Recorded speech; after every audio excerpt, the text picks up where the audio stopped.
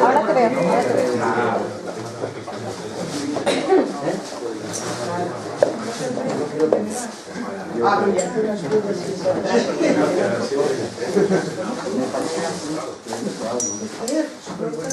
Como vemos el ala derecha siempre nunca más.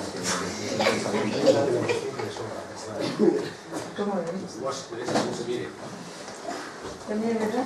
Si le ponías del lado de la contraria. Ahí en la izquierda, ¿no? Luego ponemos un Mira, ¿ves? Lo de Alicia vale para eso. Eugenio, lo de Alicia no vale para eso, pero al revés.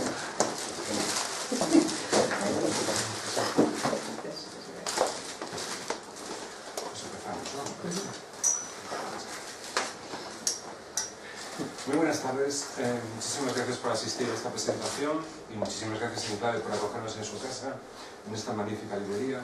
Yo me llamo Javier Fernández, soy de Santander, soy editor, soy periodista también, y desde hace 8 años tenemos una editorial, se llama Desvelo Ediciones, que tiene distribución nacional.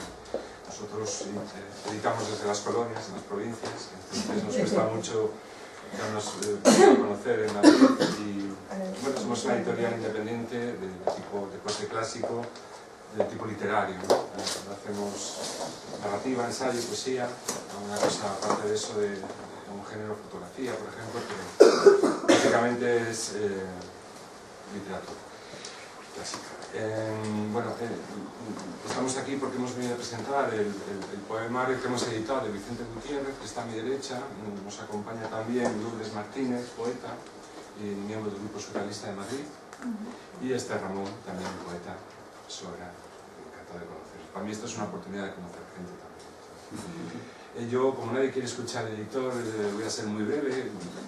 Me gustaría deciros por qué he editado esta novela, ¿no? Si alguien me preguntara por qué lo he hecho, pues sería muy sencillo. Yo conozco a Vicente desde hace muchos años, somos de Santander los dos, y bueno, hemos colaborado en alguna publicación que hemos hecho nosotros, como una antología de poetas de la denominada conciencia crítica, se llama Voces del Viento Sur.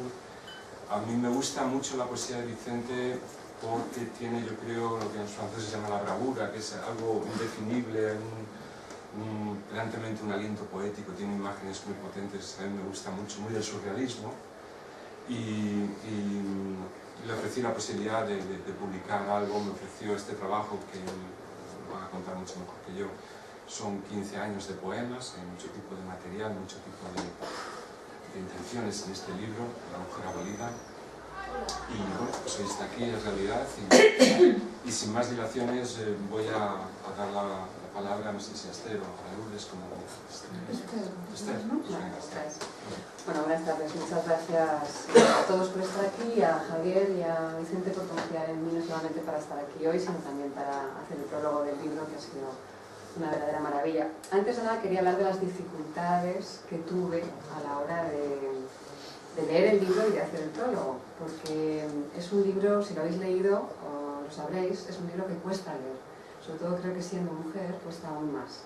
Cuando Vicente me dijo que quería que fuera yo la que hiciera el prólogo, me mandó el original. Entré con mucho entusiasmo porque, bueno, conozco a Vicente hace años y le aprecio mucho y me hacía ilusión.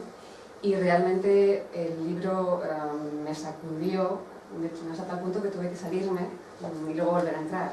Bueno, lo sabes porque tardé un montón en hacer el bus prólogo, ya lo siento, pero se debió a estas dificultades, ¿no? Entonces, he pensado mucho en estas dificultades y creo que tienen mucho que ver también con una dificultad que tenemos en general de poder ver directamente lo que está dentro de nuestro cerebro y lo que está fuera de nuestra sociedad como algo normalizado. En este caso, el título del libro nos lo dice claramente, La mujer abolida. Ya desde el principio el libro está dedicado a Berta Cáceres, que es una feminista, ecologista y activista hondureña que fue asesinada precisamente por todas estas facetas, como sabéis. Entonces, desde el principio un poco nos sitúa en un lugar muy determinado, desde el título, desde la dedicatoria. Está también la cita de Cirlot sobre Bronwyn, que es la primera de las citas. Entonces, me daba que pensar en dos tipos de abolición de la mujer. Una que es mucho más evidente, que es la abolición física. En el caso de Berta Cáceres, la abolición de la mujer que quiere hablar. Habla, actúa en el mundo y se la elimina, ¿no? Hay otros casos de abolición de la mujer, los conocemos todos, ¿no? Sexual, con violencia física, y lo conocemos todos, ¿no? De discriminación en general. Pero hay una mucho más sutil que tiene que ver con el mundo simbólico, nuestro mundo simbólico, ¿no? En el prólogo del libro hacía referencia a un concepto de Pierre Bourdieu que se llama la violencia simbólica, ¿no? Y él lo emplea para señalar una relación social donde los dominadores ejercen la violencia de una manera indirecta sobre los dominados. De tal manera que los dominados son doblemente vulnerados, porque no saben que están siendo vulnerados. Es decir, cuando hay una violencia explícita, hay dos vías que se pueden tomar, la resistencia o la pasividad, pero evidentemente la violencia es explícita. Pero cuando hay una violencia simbólica, que creo que es muy clara en nuestro mundo hacia la mujer, en gran parte la persona vulnerada y abolida contribuye a esa abolición y vulneración, porque no se está enterando de que existe este proceso. Entonces, digamos que es muy curioso porque el libro de Vicente es un libro que tiene una potencia simbólica brutal, ¿no?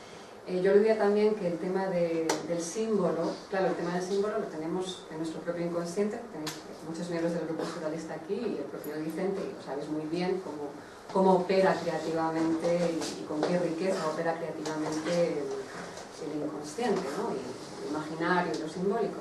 Pero lo simbólico, precisamente también por eso, tiene una doble carga. Esto, por ejemplo, hablando de Paul Celan, que hace poco hicimos aquí un debate, también lo sacamos un poco a la luz. Es como, por ejemplo, todo el nazismo manejó lo simbólico hacia la manipulación y hacia la destrucción, ¿no? Entonces, la violencia simbólica de Bourdieu vemos que tiene este otro polo de la utilización de lo simbólico, ¿no? Lo simbólico puede ser absolutamente creativo y generativo, y también puede ser absolutamente destructivo y manipulador, ¿no? Esas dos cosas. Y curiosamente, este desplazamiento que produce lo simbólico siempre, sabéis que funciona siempre por desplazamiento, lo podemos ver en nuestros sueños y en todas las operaciones de lo simbólico. Este desplazamiento hace, por una parte, que nos sea más difícil enterarnos de la violencia, ¿no? Por ejemplo, Virilio siempre decía que la violencia se ejercía a través de la velocidad sorpresiva, ¿no? O sea, para que alguien te violente, pues hay algo que es veloz, ¿no? Pero la violencia simbólica es todo lo contrario, no existe esa velocidad, no existe esa frontalidad y por lo tanto es más difícil de incluso localizarla, ¿no? Pero los efectos son los mismos, en formas diferentes. Yo al principio del libro hablaba, en el caso de la violencia directa, de que las balas sangran, y de que la violencia simbólica, las balas mojan, ¿no? Van como mojando cada vez más, empapando cada vez más, hasta que ese empapamiento puede llegar a anegar completamente a la persona y a eliminarla también, ¿no? Pero también es completamente lesiva. Pero lo interesante del libro de Vicente es que tiene una potencia simbólica impresionante. ¿Y por qué me costó a mí tanto entrar en el libro? Y supongo que a los que habéis leído o los que leéis el libro os pasará también, y sobre todo a las mujeres. Pues porque te das cuenta de que en la posición que toma el yo poético, que evidentemente te das cuenta que el yo poético no se corresponde con el autor, un yo poético, es precisamente el yo poético masculino que ejerce la violencia simbólica con la mujer. ¿Cómo la ejerce? Bueno, pues considerando un objeto sexual, hermoseando a la musa, por ejemplo, ¿no? Considerando a la mujer como un ser etéreo que inspira, ¿no? que viene de otro planeta, que va a llegar y va a cambiar la vida, ¿no? Que también es una manera de no ver a la persona humana que tienes enfrente, ¿no? Superponiendo con otras mujeres, ¿no? Son formas de evolución, ¿no? Que tienen que ver mucho con el simbólico. Entonces, bueno, ¿cómo esto pivota en una poesía que es absolutamente política, pero que no deja de ser en ningún caso una poesía absolutamente poderosa a nivel simbólico y a todos los niveles? En lugar de hacer un discurso que se enarbole a una bandera feminista, en este caso, de defensa de ciertas cosas que hay que defender y poner sobre la mesa, se hace todo lo contrario. O sea, no es el discurso de un hombre que está defendiendo el papel de la mujer en la sociedad, sino es el discurso de un yo poético masculino que evidencia esa forma de operar, ¿no? Entonces, por eso es incómodo. Algunos de los poemas que leerá Vicente nos lo va a poner en evidencia, ¿no? Esa incomodidad. Y yo creo que es una incomodidad muy necesaria. Yo considero un libro absolutamente necesario. Bueno, yo vengo aquí con un pie roto hoy, pero digo, tengo que venir aquí porque es un libro absolutamente necesario, que se escuche ahora, además, ¿no? Estamos además en una sociedad ahora que las mujeres están tomando un poco la conciencia de esa violencia simbólica y se están uniendo para intentar que eso se evidencie, ¿no? ¿Y qué reacción hay? Hay varias reacciones con respecto a esto, pero una de las reacciones es, por ejemplo, el concepto feminazi. Os he hablado antes de cómo los nazis utilizaban lo simbólico, ¿no? El concepto feminazi es un ejemplo exacto de esto que decía Bourdieu, ¿no? O sea, realmente ahí los dominadores lo que hacen es proyectar, lo están proyectando, ¿no? Se dicen que en realidad la mujer que se está defendiendo es feminazi, cuando en realidad esta violencia simbólica está en la raíz también de las manipulaciones que hacen los nazis, ¿no? O sea que es un darle la vuelta constante. Y en ese darle la vuelta, Vicente Gutiérrez hace una operación muy interesante, que es la de la asunción de la sombra, en términos casi junguianos, ¿no? Asumo la sombra, asumo una sombra que además tenemos mujeres y hombres. O sea, en este caso es un yo poético masculino que escarba en toda esta violencia simbólica que está absolutamente metida en nuestros cerebros, tanto de mujeres como de hombres, ¿no?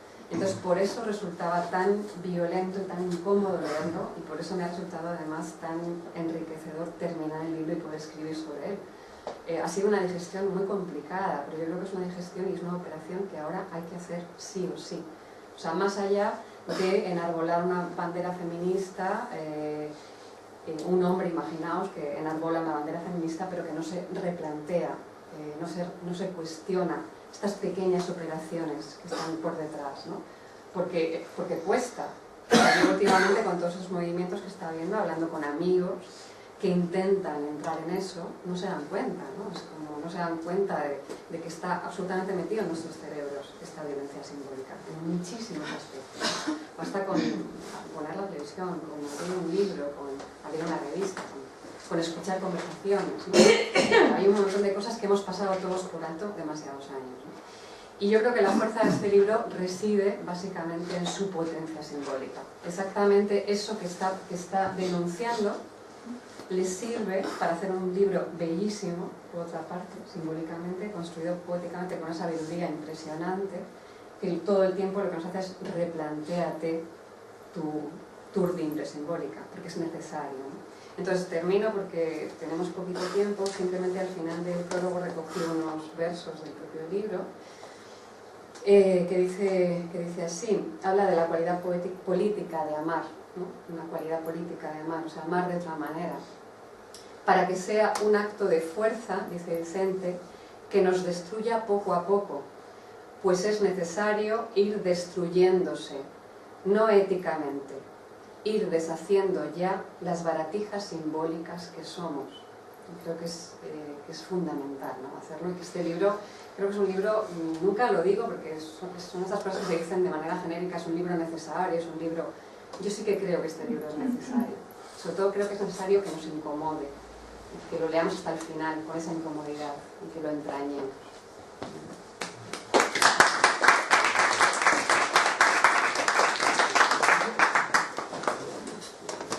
Bueno, gracias otra vez a todos por venir, a Pina y María por ser espacio y a vosotros por invitarme a presentar el libro.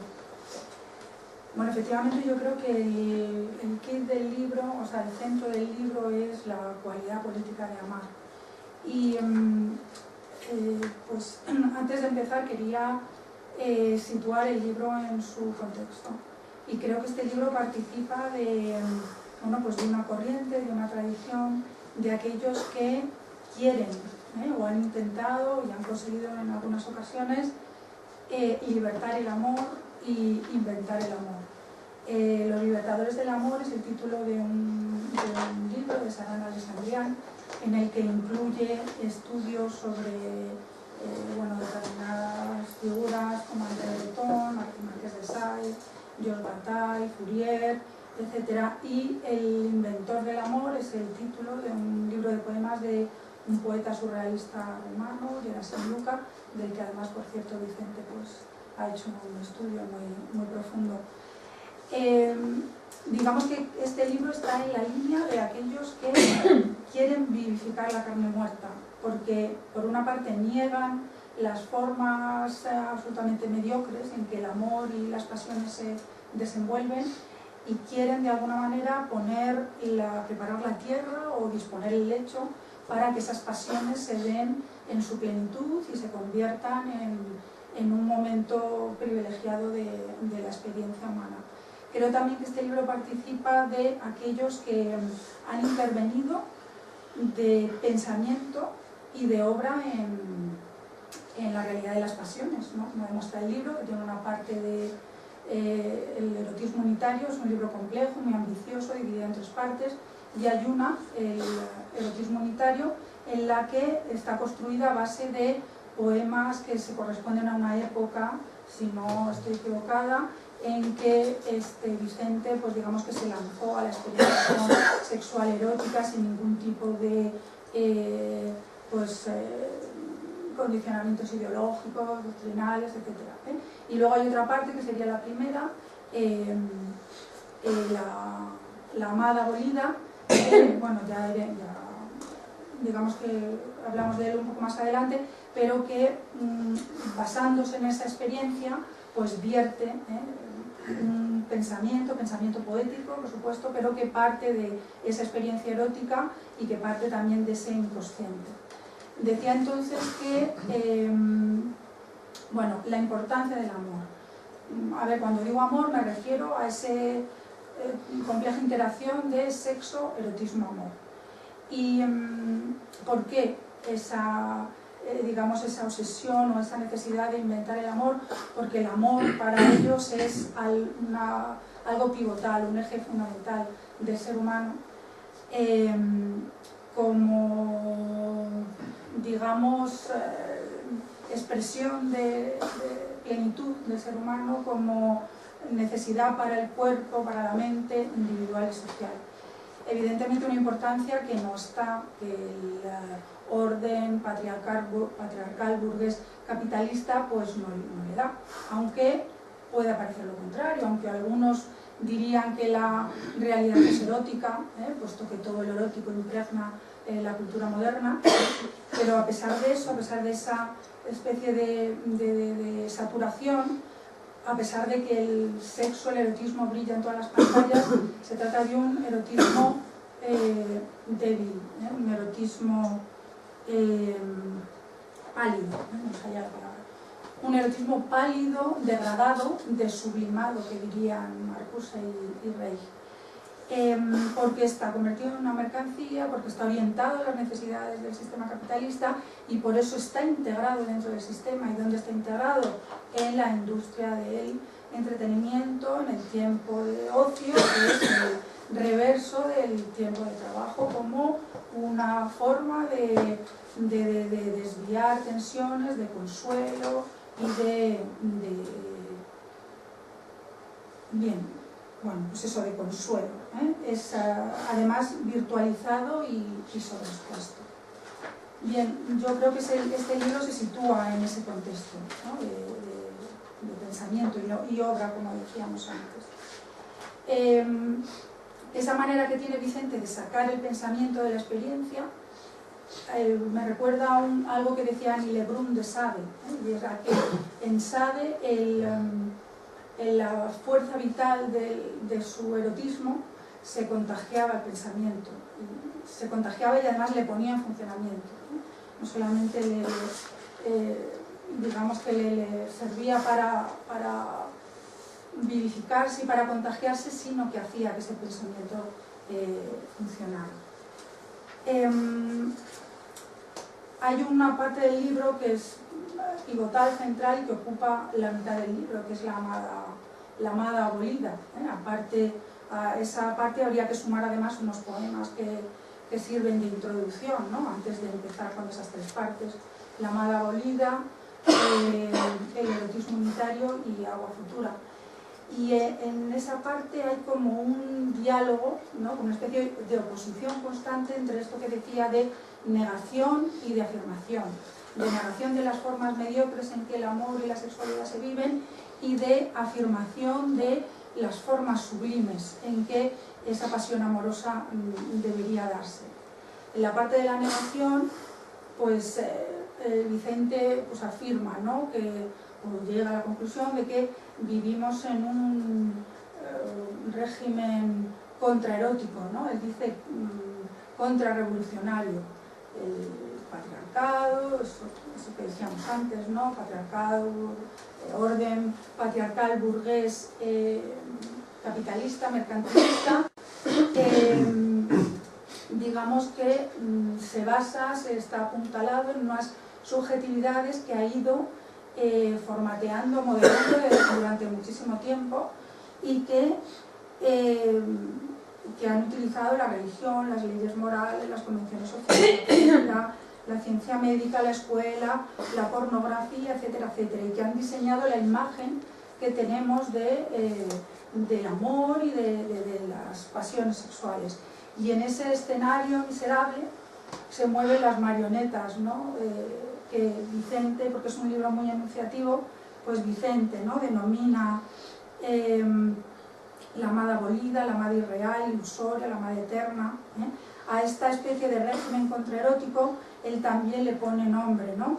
El amor alienado, el erotismo inmaterial, la pornografía imperial, la tiranía de las apariencias. Entonces, esta amada abolida, irreal, ilusoria, que interacciona con el enamorado sucesivo, el amante tembloroso, es un simulacro, es una ilusión, ¿no?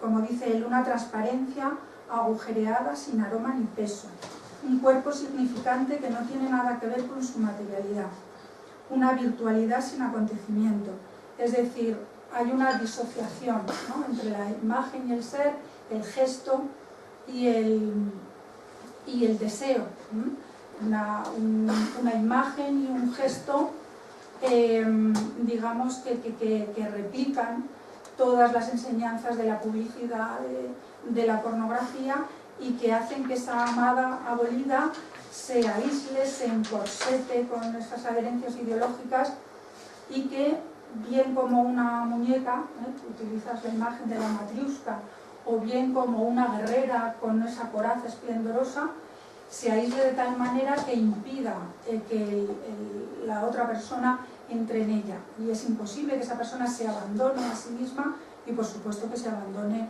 al ser amado. Es decir, una amada liquidada, abolida, exterminada. Pero ¿qué ocurre? Y yo creo que ahí Vicente es muy sincero, que esa amada abolida significa también esa amada mujer significa también la abolición del varón, significa la abolición del hombre, en el sentido de que el sometimiento de una parte implica, compromete al resto de la sociedad.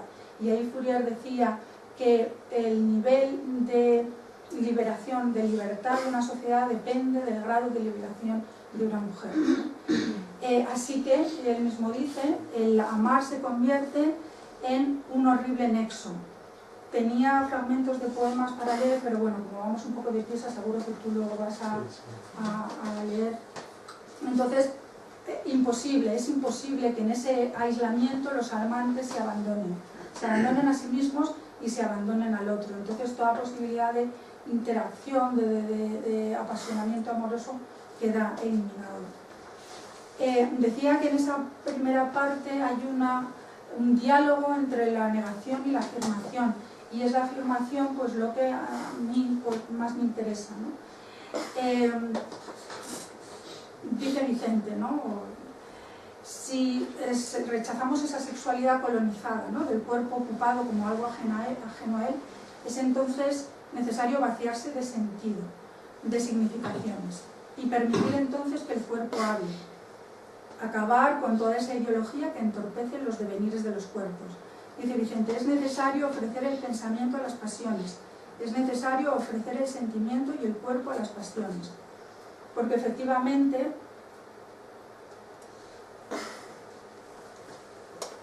el cuerpo no sabe, el cuerpo no tiene pensamiento, el cuerpo no tiene discurso, pero ¿qué ocurre? Que cuando el cuerpo habla, utiliza o sigue una mecánica en la que su funcionamiento tiene su origen en los deseos más íntimos del ser humano, en el inconsciente del ser humano.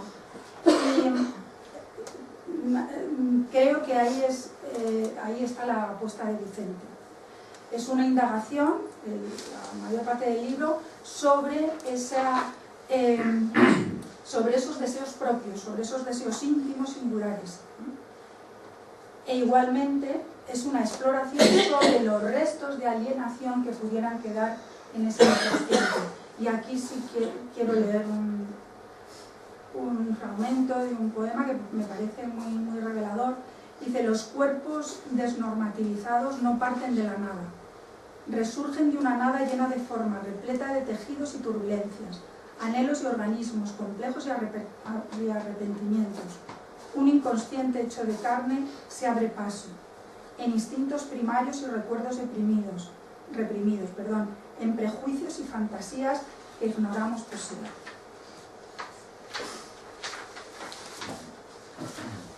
De manera que, aunque es cierto, desprendernos de todas esas baratijas simbólicas, eso tiene una finalidad y es para conseguir o conquistar el oro del tiempo, partiendo de una realidad objetiva, y es que el erotismo y el amor son productos de la imaginación humana. Vamos a desprendernos de todas esas adherencias ideológicas externas a nosotros y vamos a investigar, vamos a indagar en nuestros deseos más íntimos, construyendo entonces un espacio de libertad. Un espacio de libertad, un espacio emancipado en el que ya no hay normas externas. Las normas las ponemos nosotros, las ponen los amantes. Y esos amantes deciden jugar en el tablero libre del desenvolvimiento de sus deseos, donde no hay temor de mirar cara a cara los propios monstruos, que diría Bataille. Sería entonces un espacio en el que ya no existe experiencia disociada ni simulacro, pues es el terreno de realización de las propias representaciones mentales.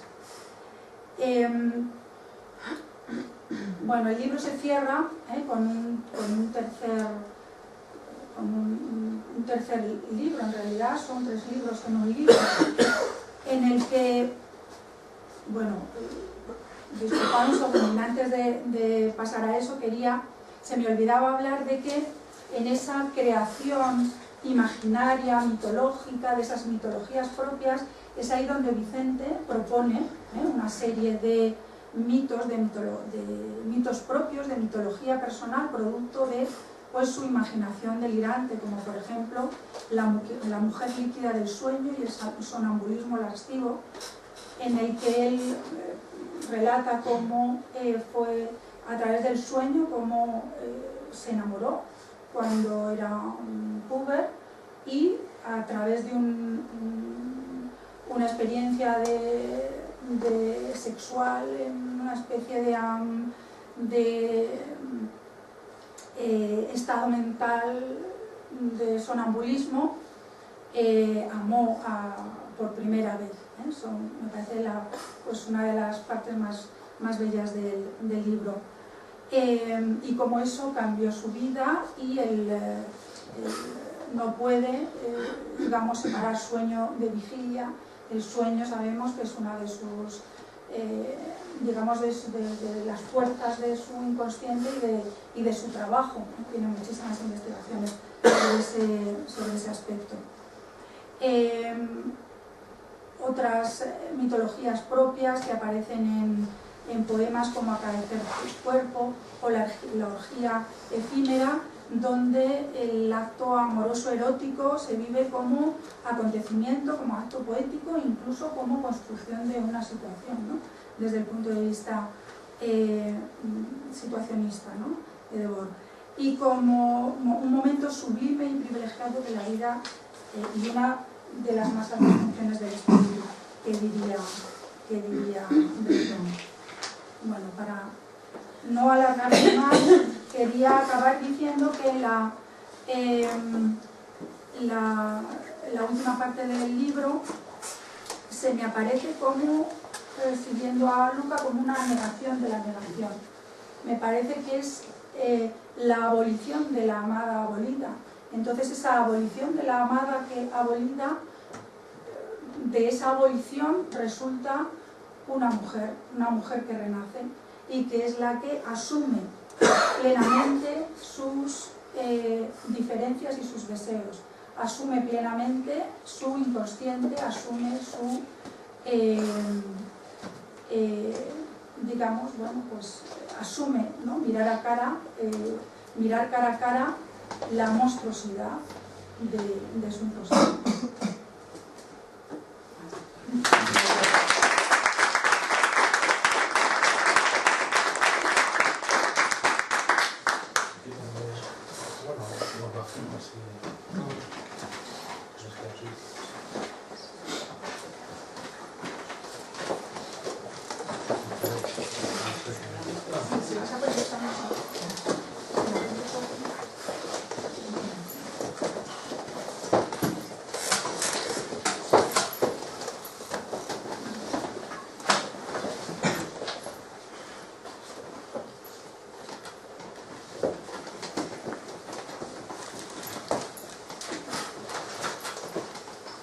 El mando lo primero.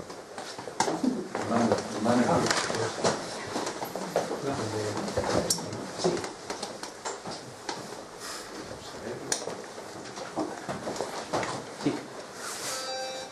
Ahora, ¿no? Sí. Ahora sí. Ya tienes la imagen. Bueno. Sí. Gracias.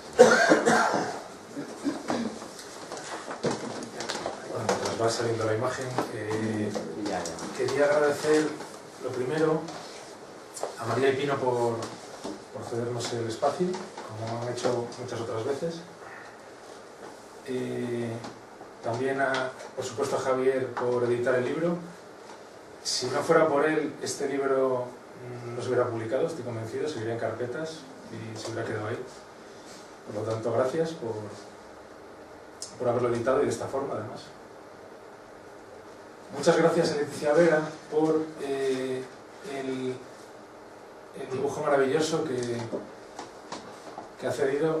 Este hecho es profeso para la edición y en cuanto lo vi era la mujer abolida, no tuve dudas. Muchas gracias a Leticia. Gracias también a Ramón por el prólogo, por venir hoy, teniendo en cuenta además que está lesionada, y pues agradecérselo. Y agradecer también a José López Martínez su presencia hoy, su participación, con quien comparto membresía en el Grupo Surrealista de Madrid durante muchos años.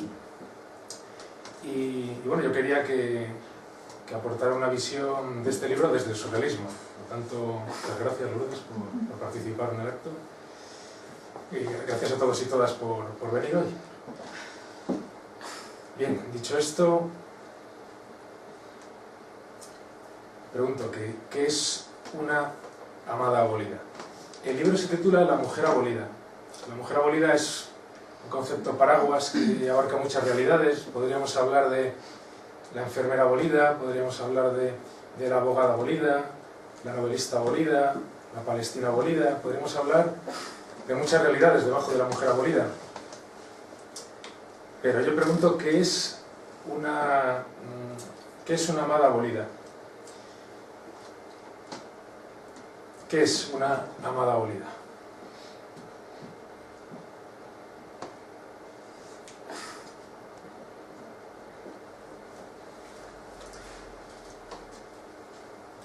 Es una singularidad simbólica, es una virtualidad sin acontecimiento, es un ente sin devenires, es una máscara desobediente que está de parte del poder.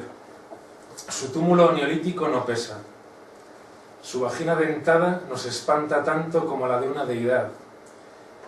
Para que el rostro que debemos erradicarle no se esparza, debemos acorralarla como se hace con esas fortalezas erigidas al borde de los acantilados. Para que su presencia de realidad siempre esté en otra parte, debemos sepultarla en un look disciplinado. Para insuflarle un alma nueva, debemos besarla, hacerle una incisión y soplar. De ese modo, el enamorado sucesivo se deleita en su aliento, hasta formar la vulgar imagen de una Miss. Un molde de soplado, un globo de vidrio fundido, una burbuja lavada, es la que disimula la ausencia de la amada abolida.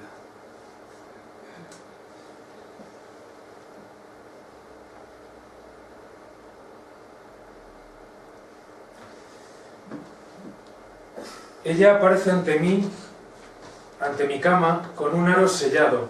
Lo bueno de ese aro sellado es que en él están escritos su nombre de identificación y su fecha de nacimiento, de modo que sé que puedo entrar en ella. Yo entro en ella, yo abro una puerta, la recuerdo que va a tener un tutor, le robo 10 minutos, su menstruación marcó unas fechas, la beso al empezar y otro poco antes de que acabemos. Durante ese intervalo de tiempo procuro alimentarla de la mejor manera posible. Al acabar yo la debo abrazar, yo lo tengo que hacer.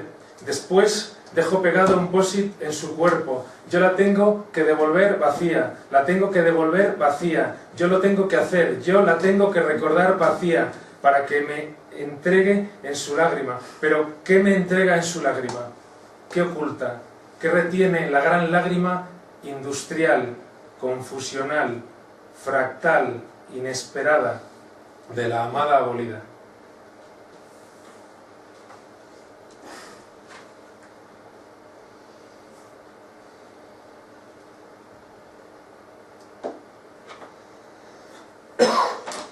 Si hubiera dicho si quiero, habría podido retener en ella al menos el simulacro de su carne. Habría podido liberar en ella millones de espermatozoides al tuntún, para ponerlos a competir en su útero, movidos por la idea de disputa y competitividad. Habría podido sembrar en su interior la servidumbre biológica que hay que preservar sí o sí, y establecer, al abrazarla, entre ella y yo, aún más distancia. Pero renuncié a convertirla en una mercancía bajo control, cuando, pese a todo, esa debería ser la principal ocupación de un buen colono.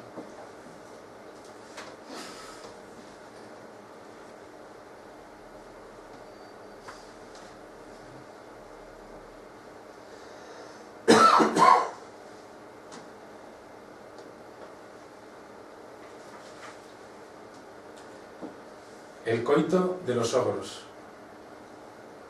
Irrumpe la pornostar, una sola imagen pintada en el lienzo, una tragedia de visibilidad, una gestualidad estereotipada, un guiño descarado. Ella se muerde ligeramente el dedo índice. Su mandíbula, al entreabrirse, se convierte en el portón de una fortaleza que nos invita a entrar. De repente, la pornostar, ese ser narrativo, es penetrada por otro pornostar, otro ser narrativo que salió de la nada, un trampantojo seductor, una interacción corporal desnaturalizada, el andamiaje ridículo, un erotismo de armonización, dos títeres moviéndose dentro del cuadro, la disciplina semiótica de unos sollozos, el tic-tac de una máquina abstracta que les descorporiza. Hay un gesto después otro gesto, después un tercer gesto que se relaciona con los dos anteriores. Fornican allí en contra de este mundo.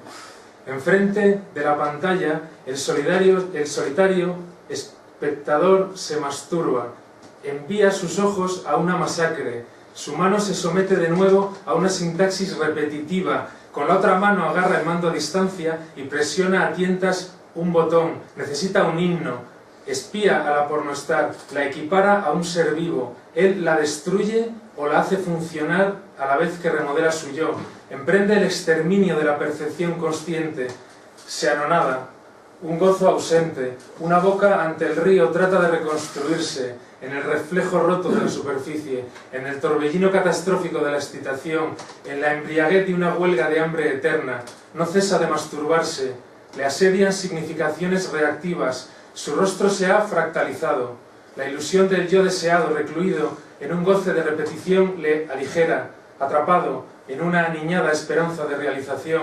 Su pene es una brújula estropeada, su mano es una máquina escrituaria que no acierta a reconstruirle, su mano es, en el fondo, un relevo.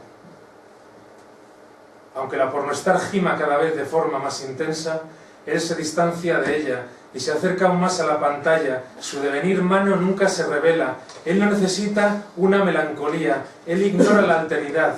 El oleaje repite una y otra vez ante él sus movimientos sin tocarle.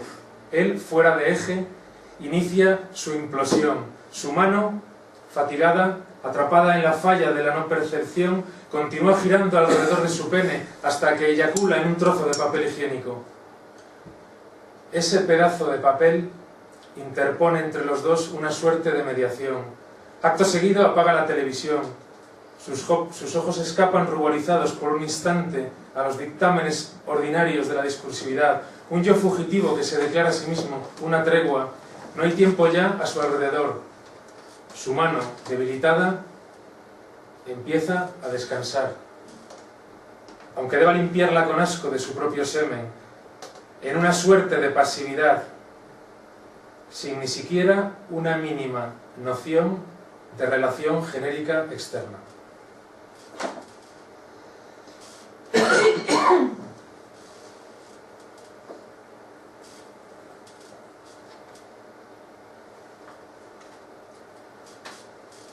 ¿Hay racismo en el porno? Por supuesto. ¿Hay racismo en el porno?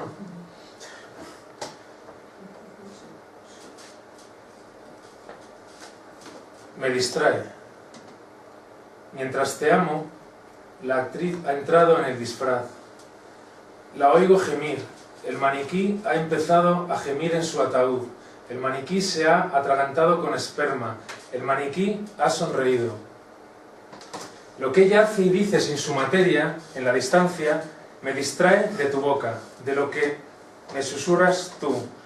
Incluso sus ademanes repetitivos en el recuerdo me distraen. Esto no es una guerra, es una injerencia metódica, biológica, corporal, orgánica, que nos distancia cada día más.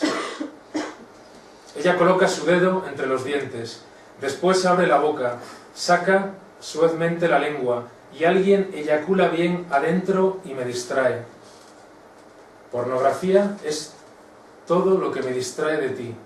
Es la idiota pantomima imperial que nos distrae a uno del otro. Y sin embargo, a veces ocurre que tú te metes en el diamante y le declaras la guerra. Tú me muerdes la oreja, lames ahí sin tiempo, susurras dentro de mi oído, muerdes fuerte en el lóbulo de mi oreja hasta hacerlo sangrar. Nacimos para hacernos sangrar de muchas formas. Cuando tú te inclinas, el universo encima de la cama y estrangulas al cocodrilo con tu reloj de pulsera, se le quita el velo a la pornografía imperial transnacional. Tu caballo dorado en el umbral, medusas hinchándose en la rosa, se aferran todavía a los océanos. Una criada lleva un vaso de leche hasta mi boca y el simple contacto de sus dedos en mi mejilla es ya una mudanza, el repliegue de un yo. Alrededor, insectos invisibles nos acarician mientras me entierras hasta el cuello en la arena mojada y me besas para que suba la marea. mientras tus dedos me acarician los párpados durante milenios. Pero los ecos de los gemidos de la disfrazada resuenan en mi memoria y me distraen.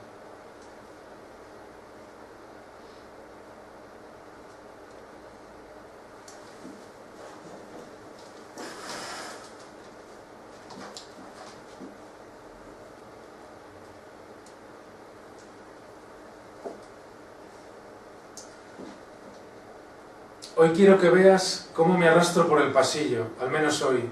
Quiero volcar sobre ti todas estas figuras de ajedrez, todas estas figuras de ajedrez que he chupado. Y quiero también que te subas a una banqueta y que eleves los brazos y que sostengas una sábana o un gran globo terráqueo o este pedal de bicicleta y juegues a lanzarlo para que caiga justo debajo de la otra cama. Mañana te amaré de otro modo, aunque tal vez para entonces ya no quieras, o yo tampoco quiera. Tan solo sé que ahora quiero abrazarte medio dormido para que el fenómeno psíquico al que te traslado tenga otras estructuras, no solo la estructura de una mujer. Debo olerte dormido para que este fenómeno psíquico al que te traslado tenga múltiples orillas, tenga múltiples rostros, para que ese fenómeno psíquico seas tú y no seas tú, y aflores siendo varias personas a la vez, siendo pedazos de animales, fragmentos de personas a las que desconozco, o tan solo una desconcertante mezcla de recuerdos, para no convertirte una noche más en ese icono alienante de la mujer que los salvajes llaman virgen. La imagen nociva, antirrevolucionaria, disciplinada y hueca de la Virgen María, su odiosa forma uterina, inmóvil y blanca, cuyo sentimiento de culpa y cuya pureza tenebrosa justificó todos los feminicidios. Pues el concepto de mujer ideal, de madre modélica, de eterna amada, cuyo contenido difuso en realidad no percibo, es extrañamente inapropiado. Sí, inmensamente inapropiado y terrible. Inapropiada su carne y sus disfraces huecos, e inapropiada la carne imaginaria de su tierra natal. Observo en la pantalla de la televisión del fondo de la lavandería desfilar a un puñado de modelos sobre una pasarela y comprendo que han sido rigurosamente psicoanalizadas. Por todas partes, escudos, conchas de Compostela y ballenas degolladas. Pues como digo, todas esas mujeres cuyo contenido simbólico debía ser amueblado mediante una lógica histórica, portan prendas estúpidas. Tal es así que ahora las veo caminar a lo largo de la línea de marea como los torpes astronautas de un paseo lunar, sus trajes gruesos y aparatosos, la pintura sobrante de su piel, solitarias orejas, su código promocional les coge ventaja, su cintura es el cierre cíclico de un ridículo manillar. Presencio ese cortejo fúnebre de corporeidades adheridas a mitos, y a pesar de que todas esas cosas que cuelgan de sus cuerpos son fácilmente intercambiables por los objetos amontonados en una escombrera, el tenebroso enamorado persigue sus representaciones y ellas lo aplastan contra las sábanas limpias y lo sumergen aún más profundamente en lo oculto. Lo besan hasta sepultarlo. Sucede algo así como cuando uno se tumba sobre una plancha de concreto a la que, con el fin de que endurezca, le echan babas de agua bendita y se transforma en piedra para siempre. Y así, a lo largo de la historia, su gran enjambre de enamorados sucesores defiende doctrinariamente a la misma enamorada irreal. Y la transmutación alquímica que dicen rechazar está en su propia carne. El caso es que yo, siendo un dormido, puedo deshacerme de su fatal reencarnación y encontrar de pronto al amante del no equilibrio, al amante recién nacido y múltiple, al amante irreconocible del primer lugar. Ahora, eleva los brazos, a la misma altura que los hombros, túmbate sobre mí, deja que te penetre, y mueve la cadera en círculos concéntricos, pero no hagas los círculos tan grandes, mira al frente, y ahora haz lo que te dé la gana. Escúpeme, por ejemplo. Puedes escupirme, quiero que me escupas donde tú quieras, donde tú nunca me escupirías, pero no bajes tanto la espalda, déjame que rodee el cuello con mis manos y que apriete. No puedo distinguirte ya de los objetos. Eres el pan último, forjas el último pan en mí. Echa los hombros para atrás y haz los círculos más pequeños. Lánzame una última mirada y dime que te vas. Tu piel es un Marte en el que practicar. Juguemos al ajedrez sobre tu piel. Y justo ahora quiero verte patinar. Y al mismo tiempo, con estos utensilios que no sé lo que son, lápiz de ojos negro, lápiz de labios rojo, escribir sobre tu pecho eso que llaman poesía. Brazo derecho arriba, cuando digo ya es ya, te amo. Déjame que te dibuje muchos ojos a lo largo del brazo que no se van a parecer entre sí. Ahora, todas las patinadoras que hay en ti se descalzan.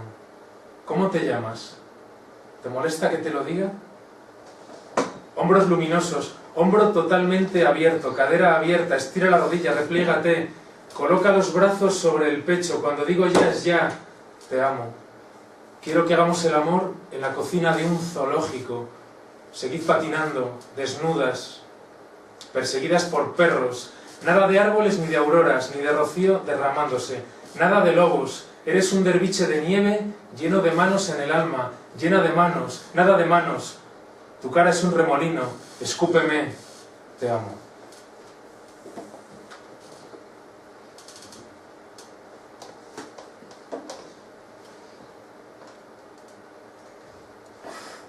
Para acabar, quería leer un poema dedicado a este señor que está aquí. Este hombre es Miroslav Tichy, un hombre que nació en Chequia y en los años 60 vagabundeaba por las calles y desarrolló una actividad maravillosa, que era que se colaba en piscinas municipales, en parques, en zonas de baño, en plazas, y hacía fotografías a mujeres de forma totalmente ilegal, escondidas. Para ello se construía sus propias cámaras de fotos y quería acabar con un poema dedicado a él. Por cierto, que esa actividad le llevó a la cárcel y a visitar varios manicomios. Fue detenido por hacer fotografías de forma furtiva a mujeres. Y el poema que le he dedicado se titula Sin su permiso. Y con esto ya acabo y me despido. Sin su permiso, nos adentramos en la presencia de la remota mujer desconocida. Gracias a él, que se ha atrevido a observarla desde la lejanía, llenándola de realidad furiosa contra todas las apariencias de la vida.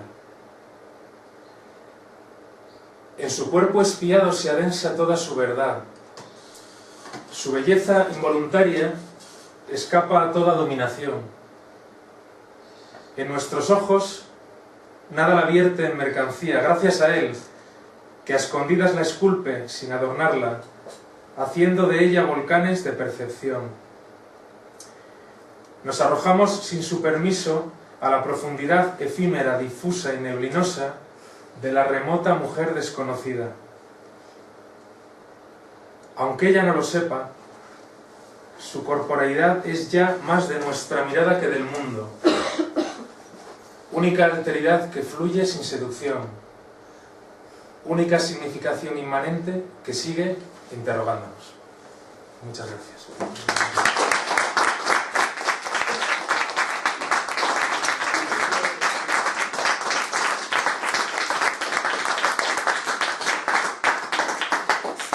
Esto es todo.